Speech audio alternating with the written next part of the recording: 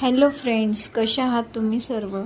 तर आज इथे ना मिस्टर बोलले की नाश्त्याला पोहेच बनव, त्यामुळे मी इथे पोहे बनवून घेत होती.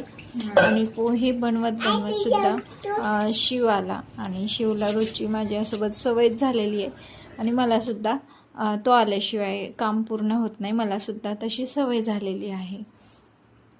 त्याला ना बघायची खूप उत्सुकता असते की मम्मी काय बनवते दररोज असं.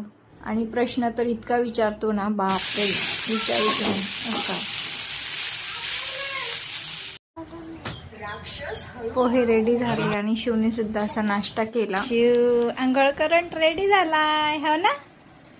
आता काय करायचंय तुला? जुजूमत झोपायचे ना. शिवची मस्त आंघोळ वगैरे केली आणि इथे त्याला झोपू सुद्धा घातलं.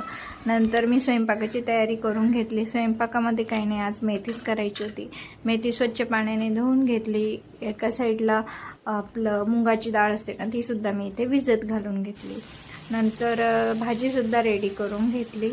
चपात्यासुद्धा करून घेतल्या. काही नाही, असंच होता आजचा दिवस. तर चॅनलला नक्की सबस्क्राईब करून घ्या, म्हणजे पुढच्या व्हिडिओमध्ये तुम्हाला काय बघायला आवडेल ते मला कमेंट करून कळवा. मी ते ट्राय करण्याचा प्रयत्न करेल.